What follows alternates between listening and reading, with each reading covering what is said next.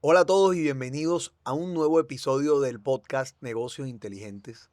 Y yo te voy a confesar, Gaby, yo armé este episodio con este gran emprendedor principalmente porque no tenía desayuno en la casa. Y tenía que inventarme una excusa para comer los mejores buñuelos rellenos que hay en la ciudad de Barranquilla. No, mentira. Estamos con Alejandro Rodríguez. Él es el CEO y el ideógrafo de uno de los negocios más admirables de Barranquilla en los últimos años, que es La Garosa. Alejo, bienvenido porque este es un negocio inteligente. Muchísimas gracias, hermano. Súper contento de estar acá y modo libro abierto para todo este podcast. Bueno, yo quisiera que echáramos un poquito para atrás porque antes de La Garosa existía otro negocio y otro emprendimiento y quisiera que habláramos de eso porque al igual que yo, hubieron un montón de barranquilleros que se enteraron de ti, fue por otro negocio. Quisiera que nos contaras primero como ese primer negocio que se viralizó. Bueno, nosotros hemos pasado como por diferentes temporadas, pero el primer producto que tuvimos viral en redes sociales fue a raíz de los panes, de la panadería, de todo este tema del pan de papa, pan artellano, pan brioche. Cuando nosotros empezamos a trabajar en el Burger Master, no que trabajábamos directamente con ellos, sino que vimos esta oportunidad de que Tulio creó un concurso, un evento, donde participaban varios restaurantes de la ciudad y él hizo una aplicación donde estaban todos los nombres y los números de los restaurantes. Yo como emprendedor dije, no, esto está de papaya. O sea, nada más es llamar, hacer la propuesta y empezamos a llamar, a hacer llamadas en frío a los clientes. Y gracias a Dios, después de muchos no, porque todos al principio dijeron no, todos terminaron diciendo sí y terminamos haciendo 60.000 panes de No, hombre, hamburguesa este más está en loco. ese Burger Master. Qué poco de pan. Sin experiencia, o sea, jamás en la vida habíamos manejado una producción así de grande, tampoco teníamos la maquinaria, los equipos, o sea, era una locura y cada vez que un cliente me decía, sí, te voy a comprar, yo, o sea, me alegraba pero me asustaba, Claro. porque yo sí, ¿qué voy a hacer? O sea, yo nada más tengo un horno, una mesa, ¿cómo vamos a hacer todo este pan? Pero historia larga, corta, terminamos pidiendo literalmente fiados, equipos en la 30, o sea, yo creo que uno como emprendedor tiene que ser muy buen vendedor y yo llegué a vender la historia de, hey, tengo un evento, tengo los pedidos, ya los tengo hechos, colabóreme por favor. Y al final terminé llegando otra vez a La Garosa con latas, con hornos, con mesas. Hicimos llamadas, buscamos panaderos por todo lado. Alquilamos un piso en un apartamento porque yo no quería que se fueran. Como conocía al gremio, yo decía, estos manes se me van en una noche y no me vuelven al otro día. Necesito que todos estemos aquí concentrados para este voleo. Literal, todos se quedaron ahí, trajeron sus maletas y fueron 7 días de voleo. Hicimos los 60.000, 70.000 panes y al final Tulio se enteró y dijo, hey, yo necesito contar esta historia de este cachaco que hizo todo este pan. Bueno, hablemos de ese cachaco. Yo quiero que antes de seguir con toda la historia que nos vas a contar de tu emprendimiento y sobre todo de La Garosa, quiero que nos hables de quién es Alejandro Rodríguez. Tú nos contabas que tú no naciste en Barranquilla, aunque yo te siento un acento bastante costeño y te sentimos como un local más. Quiero que nos cuentes quién es Alejandro Rodríguez y por qué acabaste vendiendo fritos, panes, o sea, qué es lo que te llevó a apasionarte por ese mundo. Bueno, yo soy cachaco de corazón costeño, soy un emprendedor súper apasionado, toco acordeón, Sí. tuve grupo vallenato, Nos ganaron en costeñidad, No, 100%. amante del jugo de corozo. Sí. Entonces como que ya todo este tema me ha hecho enamorarme demasiado de la ciudad. Por eso nos gusta tener como la ciudad presente en la marca. O sea, es un tema de que, de hecho mi papá me lo inculcó. Mi papá también es cachaco, él falleció, pero él me enseñó cómo amar la ciudad, cómo ver la calidad de la gente que hay acá. El barranquillero es bacán, el barranquillero es calidoso, no es celoso con las cosas. A mí me han enseñado muchas cosas solo tocando una puerta sin tener que pagar. Entonces, como que con todo este contexto, ¿cómo inicia La Garosa? Porque yo estaba en el colegio, estaba enamorándome de la ciudad, pero no sabía que también me iba a enamorar de una cartagenera que llegó en octavo al colegio y quedé tragado. Hasta en décimo fue que le hablé porque era súper tímido. O sea, yo como cachaco para hablarle a las personas. Yo no te creo que tú seas tímido No, o que yo eras en tímido. ese No te entonces, creo porque tú sí mojas redes sociales y no le tienes miedo a una cámara. O sea, eso sí, para mí es increíble que me lo estés sí, diciendo. sí, eso se ha desarrollado con el tiempo, pero imagínense, yo me demoré 2 años para hablarle a Pame. Aparte que cuando lo hablé no sabía ni qué decirle ni nada. Y ya cuando llegó el momento como de invitarla a salir y demás, llega el tema económico. Entonces era como que, bueno, no tenía cómo invitarla a salir y mi papá me va a dar lo de la merienda.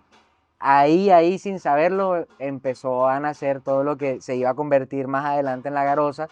Yo hablo con mi abuela y mi abuela me dice, mi hijo, venda lo que más haga lo que más se vende, que son empanadas. Y dije, bueno, todo por salir con Pamen. O sea, no había como una idea de negocio como tal, no era como que un modelo de que va a funcionar o vamos a ser disruptivos, o sea, era simplemente, yo necesito plata para salir. Me fui el fin de semana para la sociedad portuaria con 50.000 pesos, empezó La Garosa, me compré una cava, la materia prima para las empanadas, me fui con un amigo porque me daba mucha pena, me daba mucho miedo, pero al final dije, hey, la pena no da plata y si no lo hago yo, entonces otro sale con PAM y no yo. No, yo Sí. tengo que ir a vender mis empanadas. Y fuimos, se vendieron todas. Y ahí es que inicia, y por eso es que inicio como en este mundo de los fritos sin saber que hoy iba a terminar en este mismo mundo, pero ese fue el comienzo de lo que más adelante se convertiría en La Garosa. Pero hablamos de la garosa, pero yo quiero que o sea, la verdad, la garosa yo pensaba que era como por garota. Un tema así, pero yo quisiera saber por qué se llama la garosa, o sea, de dónde salió ese nombre y todo lo que nosotros hemos escuchado, por ejemplo, el buqués, o sea, de dónde Sí, salen todos todos estos los nombres. nombres. Bueno, ya después de que yo salgo a las calles a vender las empanadas, hay un tío que me regala un libro, el de Padre Rico, Padre Pobre, él se entera como Ujú. de lo que estaba haciendo y ahí ya todo cambió. Ahí ya todo cambió porque yo en el colegio no era muy aplicada a nivel de las materias y demás y del estudio, era más como del desorden. Pero cuando llega ese libro me enamora, me atrapa, me lo leo completo y empiezo a entender como que esto que yo estaba haciendo se veía insignificante y es como que hey, vender empanadas, tú puedes creer que no te puede llevar a ningún lado, pero ese libro me enseñó a ver que si yo tenía una visión con lo que estaba haciendo, podría ser el comienzo de algo mucho más grande en un futuro, pero que mis decisiones iban a importar. Entonces cuando empiezo a entender que las decisiones importaban, yo dije, hey, ven acá, esto no puede ser simplemente un negocio de empanadas, tiene que tener un nombre, cómo se va a identificar, cómo se va a llamar. Entonces hicimos un grupo en WhatsApp con la familia, ahí yo empecé como a pedir ayuda y queremos hacer esto. Y los primeros nombres eran como empanadas el cachaco, empanadas la Oh. sabrosura, Ya no voy empanadas, empanadas al cachaco, yo creo que nadie ya con va. eso, empanadas, empanadas la delicia. Y ahí llegó un consejo súper valioso como que hey, no aniches, no vayas como a nichar tu negocio ahora que estás comenzando un solo producto, porque tú no sabes en un futuro que puedes llegar a vender. Entonces eso fue súper valioso para nosotros y un tío manda el nombre de, hey, ven acá, pero de tu nombre sale La Garosa, Gabriel Alejandro Rodríguez Sandoval. Y Garosa en Bogotá es que te gusta comer mucho, que quieres acabar con todo. Entonces dijimos, no, este nombre ya, Es este estaba para garoso, nosotros. weón. Te es algo, weón. Sea garoso, marica. Sea Garoso. Sí, sí, sí. Ahí sale el nombre de La Garosa. Bueno, hay un tema que hablábamos fuera de cámaras y es que hoy en día los emprendedores jóvenes cuando quieren salir con una idea, sobre todo lo vemos mucho nosotros en las startups que asesoramos, quieren salir con una idea súper, hiper, mega novedosa, inventar, mejor dicho, el agua tibia.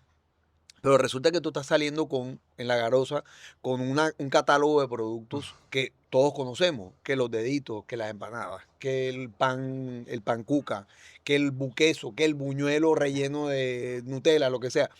Pero son productos que se venden como commodity en el mercado gastronómico y que cualquiera puede hacer. Así es, Cualquiera hasta te lo pueden copiar. 100%. ¿Por qué? ¿Cómo tomas la decisión tú de meterle todo a eso y logras diferenciarte?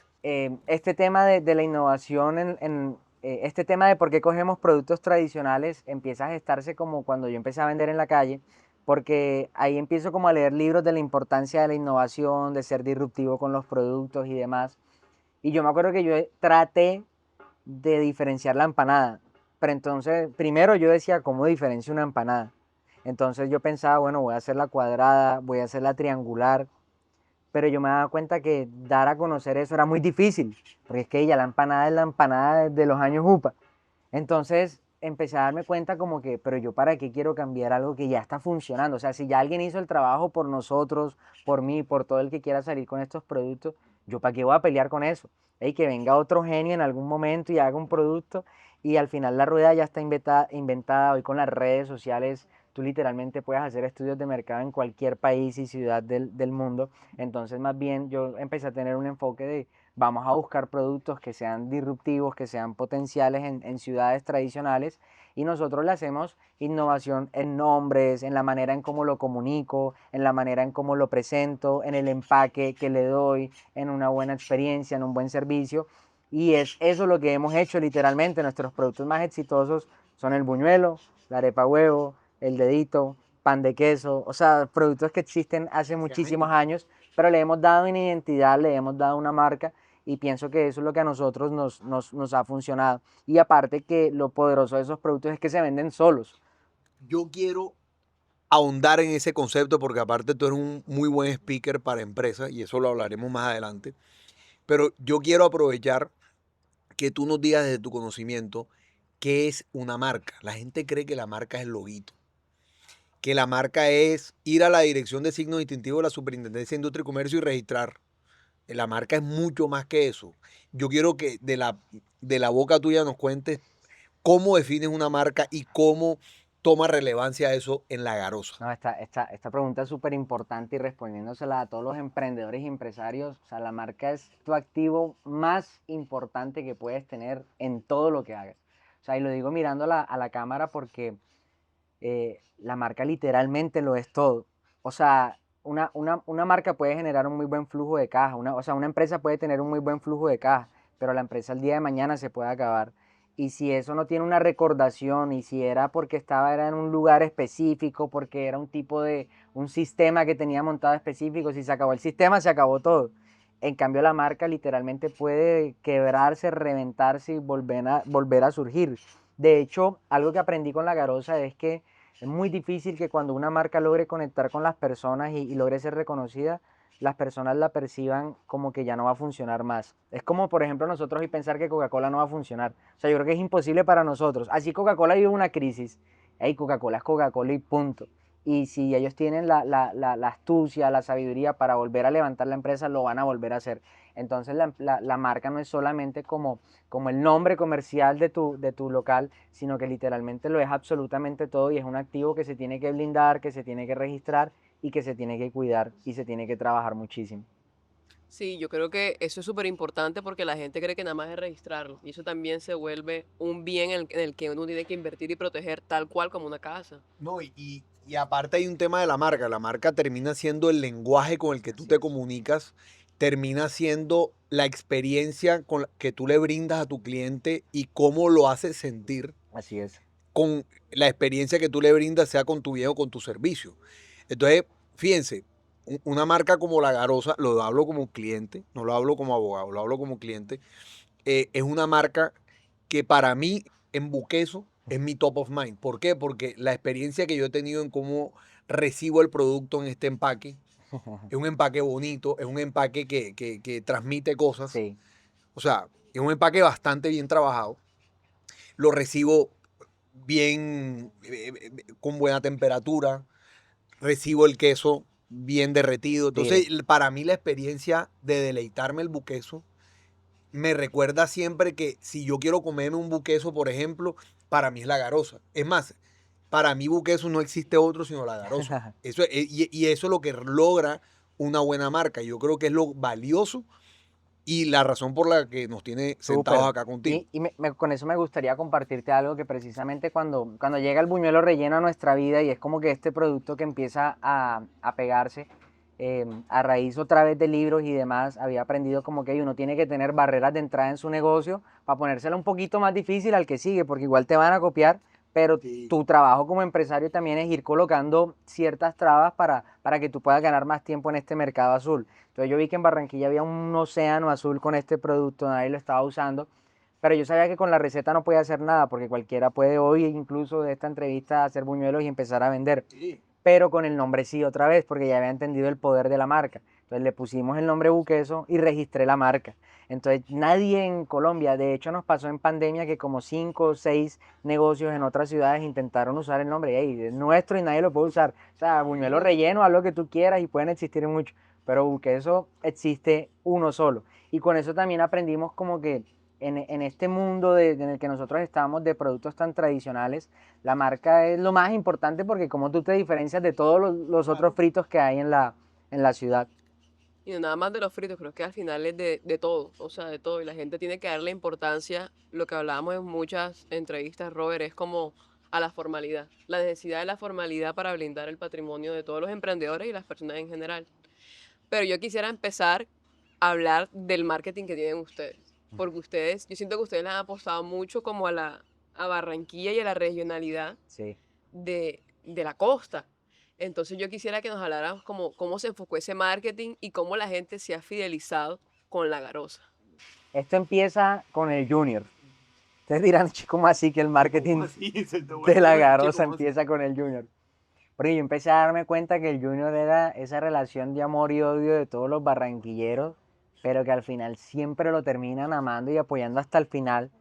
Y yo que vengo de Bogotá, a veces lograr ese sentimiento de unión hacia un solo concepto, producto o empresa, es muy difícil. O sea, como que en Bogotá cada quien está en lo suyo y tienen diferentes opiniones y demás. Aparte en el mundo del fútbol hay varios equipos, en cambio aquí era como que uno solo y yo veía una ciudad latiendo por un solo corazón. Entonces dije, yo necesito que mi marca sea como el Junior. Entonces empecé como a ver qué es lo que tiene el Junior, o sea, qué es lo que entonces Barranquilla, esto, y entonces dije, no, por ahí nos vamos. Entonces carnaval, todo este tema de música, Joe, Shakira, lugares turísticos, Ventana del Mundo. Entonces ya eso empezó a darnos un norte porque ya nosotros no solo publicábamos nuevos productos, sino que apenas hicieron la Ventana del Mundo, todas nuestras fotos eran, nos llevábamos la cajita, la ventana de fondo y ¡tum! O sea, como que la marca empezó a hablar con los recursos que teníamos y con el conocimiento que teníamos. Y gracias a Dios, pues hoy estamos sentados acá en el Malecón, que es el lugar turístico más visitado de Colombia. Entonces, es como que todas esas decisiones que tú empiezas a tomar de pronto sin saber qué tanto van a impactar, sí lo terminan haciendo si estás enfocado. Y ahí es donde Gaby se da como, se abre todo ese espectro a trabajar la marca desde lo que es Barranquilla, desde lo que somos nosotros, de enaltecer la cultura, de mostrar el poder que hay en estos productos típicos y que tiene la capacidad de poder conectar con corazones fuera de Barranquilla y fuera del país. Mira, hay algo que yo quiero destacar. No sé, producción, si podemos hacerle zoom a esto que dice en la caja. La caja dice algo. Hay una frase que yo repito mucho, con mucho amor, y es gracias a Dios. Y tú lo acabas de decir varias veces. Porque yo, como buen católico, le agradezco todo a Dios. Y aquí dice, si estás leyendo esto, imagínate, a ti te recibe, tú pides buñuelo, tú pides empanada, tú pides dedito y te llega esto. Y dice, si estás leyendo esto, queremos agradecerte por hacernos parte de tus momentos mágicos y llenos de sabor. Y hay una cita bíblica, Isaías 60. ¿Qué dice esa cita o qué te evoca esa cita para ponerlo en la caja? Para nosotros ese es un versículo que literalmente nos mueve 100% como empresa porque lo pueden buscar, es extenso, pero habla específicamente de que van a llegar reyes, van a llegar reinas a traer sus riquezas hacia este lugar, que este lugar siempre va a ser renovado, que va a cambiar la madera por bronce, Wow. el bronce por oro, o sea, que siempre va a estar en crecimiento, que las puertas van a estar abiertas de noche y de día, que pueden haber momentos de oscuridad, pero esa luz de Dios siempre va a terminar siendo como ese resplandecer y que nosotros como tal somos esa luz. De hecho, por eso la garosa, nosotros nuestro logo, nuestro eslogan anterior era horneamos tus antojos, hace muchos años y desde hace un tiempo lo cambiamos y yo creo que va a permanecer por siempre y es somos una historia de inspiración. O sea, hemos entendido que más allá de solamente vender productos, nuestra historia inspira y es como que una labor nuestra poder contar esta historia, poder mostrar lo que ha pasado con nosotros y que también puede pasar con todo el mundo. Ey, empezamos con 50.000 pesos. O sea, no es que hay una barrera para poder creer que no pueden hacer lo que nosotros también estamos haciendo. Mira, uno de la parte de la historia de la garoza que más nos llama la atención y es la que yo quiero que aprendamos todos acá y los que están viendo esto, ojalá lo aprovechen mucho, es que la garoza, a pesar de que ha ido en crecimiento, digamos que la empresa tomó unas decisiones para su crecimiento y llevaron a dificultar financieramente a la empresa. Digamos, no es que estaban vendiendo menos buñuelos o estaban vendiendo menos, sino que al contrario, no midieron un poco el crecimiento Así es. y vino, no sé si la palabra es quiebra, pero vino un momento financiero bastante difícil que puso en peligro la empresa. Quiero que, como nos hablaste de esa cita, después de la oscuridad vendrá la luz, quiero que nos hables de ese momento, qué aprendizajes tú te llevaste, que le queramos transmitir a otros emprendedores que no pueden idealizar el emprendimiento. ¿Cuáles son las lecciones que tú nos puedes dar de eso? Bueno, lecciones son muchísimas, muchísimas, pero principalmente para este tema de empresas, de emprendimientos, es que primero, todo dueño de negocio, le guste o no le guste, quiera o no quiera, tiene que enamorarse y entender los números de su negocio. O sea, yo creo que y esto pasa mucho, yo doy asesorías y me reúno con emprendedores y por lo general el emprendedor que se respete no quiere ver la contabilidad, no quiere tocar los números, quiere estar en esta parte de crear productos, de nuevas ideas, de salir adelante y demás. Y a veces nos tranquilizamos como que yo necesito es contratar un contador y ya. Pero hey, la responsabilidad de la empresa es tuya. El contador te va a ayudar a organizar información. De hecho, tú como empresario debes saber qué le quieres pedir al contador, porque una contabilidad se puede enfocar de distintas maneras, pero al final quien tiene la visión, quien es responsable, eres tú. Entonces, uno, tienen que entender cómo funciona un flujo de caja, tienen que tener un flujo de caja mensual. O sea, yo creo que por encima de cualquier otro reporte que uno necesite financieramente en una empresa, lo que te va a salvar de no quebrarte es tener un flujo de caja saludable. O sea, a qué ritmo está entrando el dinero y a qué ritmo está saliendo. Eso es la clave de una empresa porque al final tú puedes tener ventas muy altas, pero si ese dinero no ingresa rápido, te puedes quebrar. En nuestro caso, como tú lo compartiste, la empresa, yo creo que ni siquiera la empresa tomó las decisiones. Yo como Alejandro tomé las decisiones de lo que yo creía que era lo correcto y de ampliar puntos de venta. Yo dije, bueno, si estamos vendiendo bien en 3 puntos de venta, hay que replicar esto. También quisimos probar otros modelos de negocio, de vender los buñuelos horneados, de estar en islas, como simulando este modelo de negocio de otras empresas, de estar en lugares estratégicos y poder tener acceso a un flujo de gente más alto.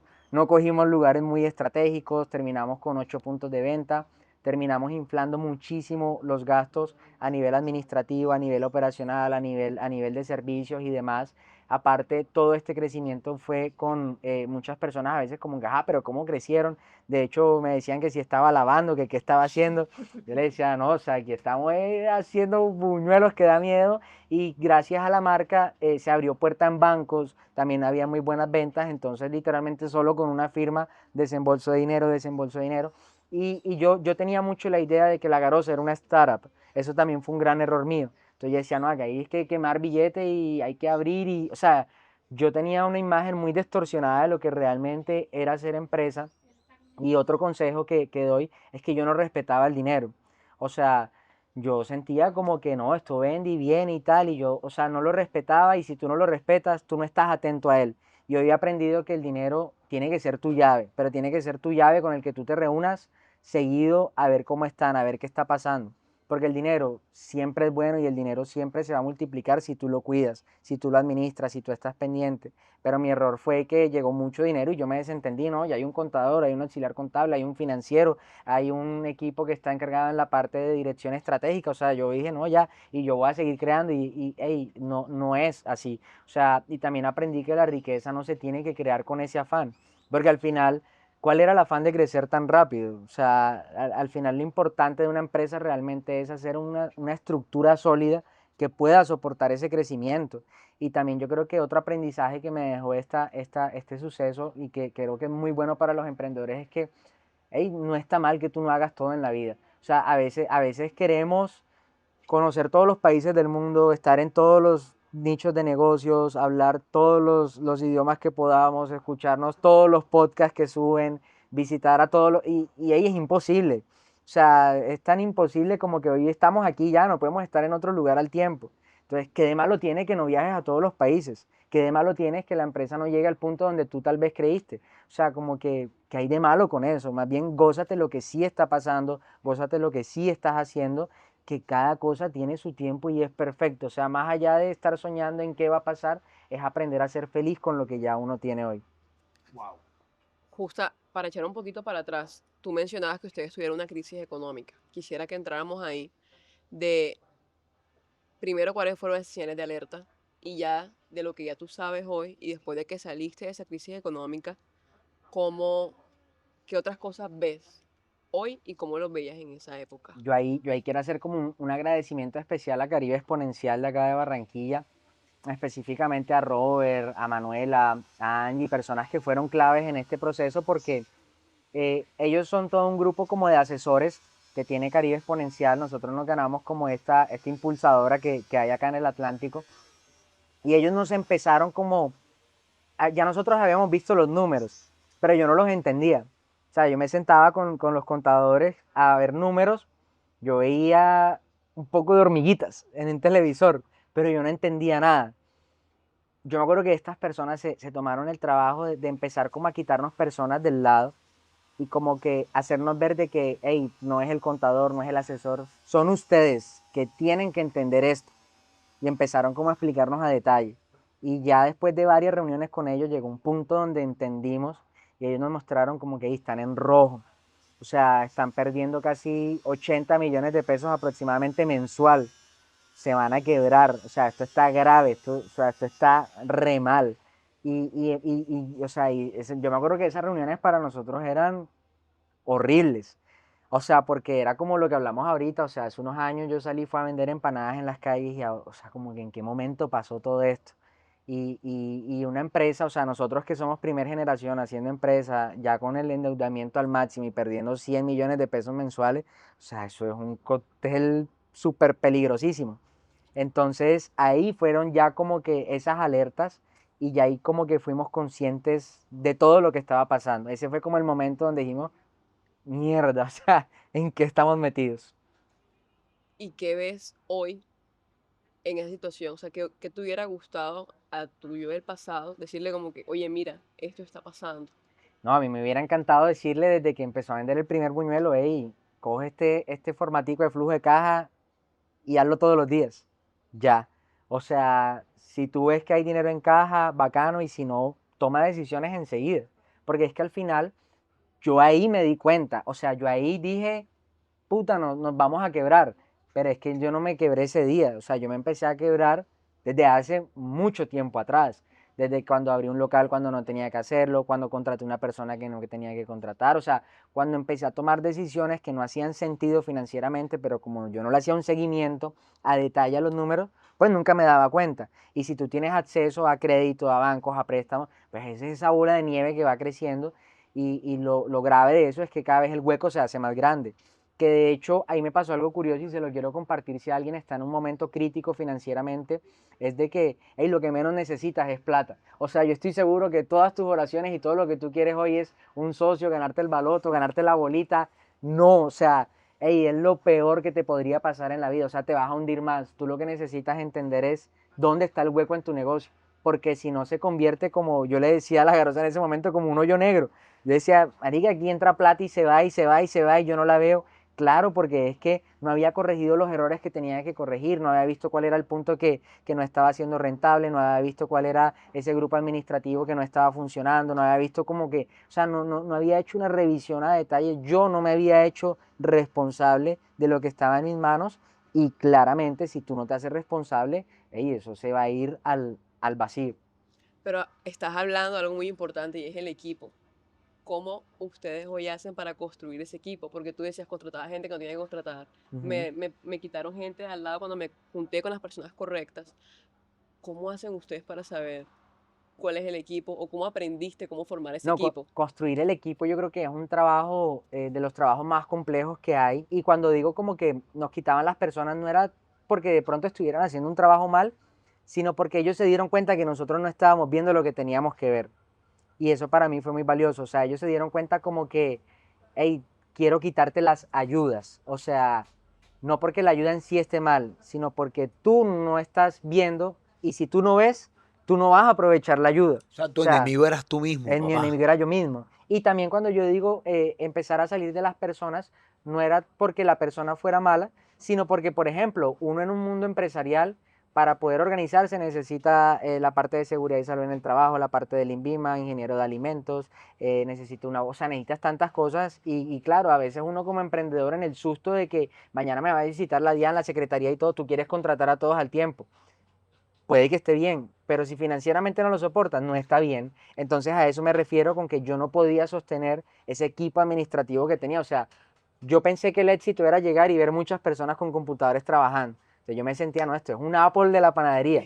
Lo que no sabía era que estaba haciendo un hueco increíble. Entonces a eso me refiero, no como tal con las personas, sino finanzas, o sea, qué se puede, qué no se puede. Tan sencillo como en el hogar de uno de ellos. ¿Puedo vivir en este apartamento o no puedo vivir? Si no puedes vivir y decides hacerlo, tú eres responsable de que eso va a terminar mal. No puedes hacerlo, te da pena, te da el ego, lo que sea. Vete para otro apartamento, capitalízate ahí y después te pasas para este. O sea, es lo mismo, pero en esta parte empresarial. Mira, en ese proceso de recuperación que empezaste a llevar con la Garosa, luego de que tuvo este renacer la empresa y yo creo que hasta tú mismo, eh, esto no creo que uno emocionalmente lo pueda hacer solo. No. Tuviste que tener gente al lado tuyo. eh, ¿Quiénes fueron esos mentores o esas personas clave en tu vida que te ayudaron en ese momento, te acompañaron en ese momento y te dieron una palabra de aliento y cómo fue ese proceso? Yo pienso, algo que me quedó de vivir esta etapa en mi vida también fue que me hizo darme cuenta que estaba haciendo las cosas muy bien a nivel familiar y a nivel de amistad. Porque cuando tocamos fondo, las personas que estaban conmigo en los mejores momentos seguían conmigo en ese momento difícil. O sea, hubiera o no hubiera. Entonces me di cuenta que gracias a Dios, una esposa supremamente maravillosa que estaba conmigo en cualquier fuera la situación. Una mamá también, o sea, espectacular, que así como me acompañó a vender las primeras empanadas, estaba ahí a decir, hijo, yo no tengo, si tú no sabes cómo, yo menos, pero aquí estoy y algo hacemos. Y unos amigos que todos los días, hey, vas a salir de esta, tú lo puedes hacer. Porque a veces uno puede creer que ese mensaje es como que, ay, sí, qué bobada, yo necesito es plata. Pero uno emocionalmente también se destruye. Y si uno como empresario se destruye, ahí sí se acabó la empresa. Si tú como empresario emocionalmente aún estás firme, aún estás con la convicción de que algo bueno va a pasar, de que vas a salir adelante, así el mundo se te esté cayendo encima, y sales adelante. Pero si tú como empresario emocionalmente ya no das para contestar una llamada, ya no das para salir de la casa, ya no sabes cómo hablar con un empleado, ya no sabes cómo volver a decir, ahí de esta vamos a salir, ahí sí se acabó todo. Y las cosas pueden estar bien, pero ahí sí se acabó. Entonces, en ese momento, definitivamente mis amigos cercanos, mi mamá, mi esposa y Dios, o sea, Dios por encima de todo. Para empezar a cerrar ya este podcast, ¿qué le dirías? ¿Qué tres consejos le dirías tú a esas personas para mantener esa motivación? De me quebré, porque básicamente uno, o sea, me quebré y estoy perdiendo mi sueño, porque siento que la gente lo Sí. siente así. ¿Qué tres cosas le dirías como toma esto en cuenta y mantente firme con esto?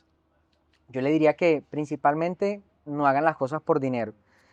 O sea, yo creo que hacer las cosas por dinero es el peor error que uno puede cometer porque uno puede conseguir dinero de muchas maneras. Y yo personalmente, la crisis que viví, si hubiera estado haciendo las cosas por dinero, yo en vez de hacerme responsable de todo y pagarle a todo el mundo, yo hubiera cogido un avión, vendía unas ollas y me perdía en el mundo. O sea, y me enfocaba a hacer dinero en otro lado. Pero mi intención y mi motivación, que es como lo segundo que les digo, es que no persigan el dinero y lo segundo es conozcan muy bien qué es lo que los mueve, o sea, por qué hacen lo que hacen hoy, qué es lo que los motiva. Y a mí lo que me motiva todos los días es inspirar, es desarrollarme como persona, es poder eh, dar charlas, poder... Ayer estaba haciendo unas asesorías con unas personas y es como tan hermoso poder dar de todo lo que he recibido, como poder ser esa voz antes de que vengan todos estos sucesos y decir, hey, ojo con esto, pilas con esto, no sé qué. O sea, eso a mí me emociona tanto todos los días Y tercero, gozarse la bendición del día a día. O sea, yo creo que a veces nos perdemos tanto en sobrepensar en el futuro, en cómo vamos a hacer, cómo vamos a resolver.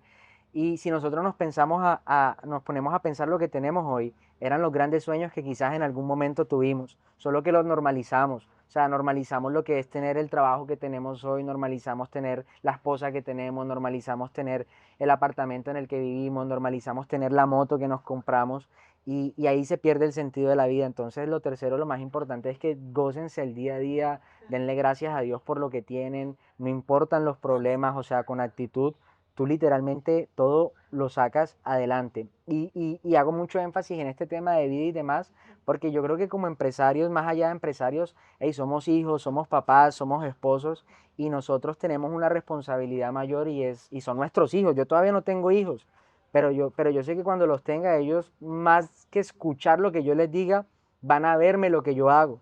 Y yo no quiero que ellos me vean estresado, o sea, yo quiero que ellos me vean gozando la vida, que ellos en un futuro también puedan estar tranquilos y no digan, "Ay, que yo me quiero perder del país porque mi papá está estresado, está mamado todo el día, yo no quiero eso, no, yo quiero ser una inspiración para ellos, o sea, que ellos vean que en la vida uno puede ser feliz, con problemas puede estar contento, puedes compartir, puedes gozar, entonces, enfocarse muchísimo en eso. No hay mejor educación que el ejemplo. Así es.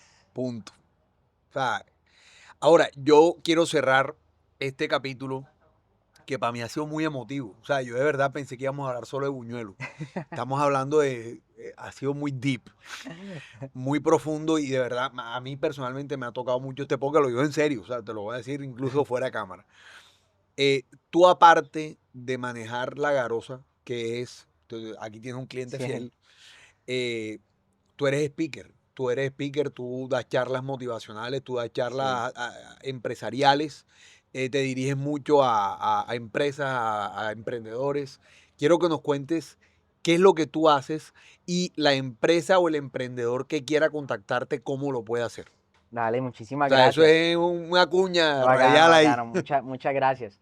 Bueno, no, yo me dedico mucho a hablar del tema financiero, de las finanzas personales, porque toda Ok. esta crisis nos enseñó a que hay que cuidar las finanzas de las empresas, de emprendimientos y de las familias.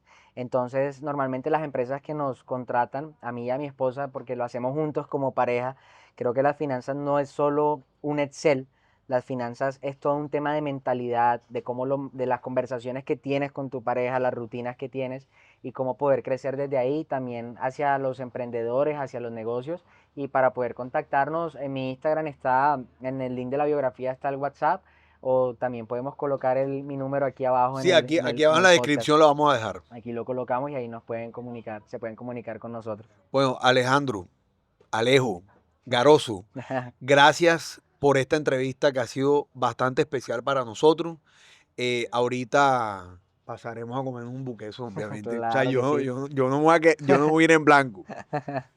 No, y aparte agradecer porque tú eres un costeño en adopción. O sea, Sí. ya tú no eres cachaco, ya tú eres costeño por adopción en Barranquilla. Sí. Y quisiéramos cerrar este capítulo dándole gracias a todos por escucharnos, invitándolos a que se suscriban, a que sigan a Alejandro, a que vengan a comer buñuelos después de trotar en el malecón. Y nos vemos el siguiente jueves en el próximo episodio de Negocios Inteligentes.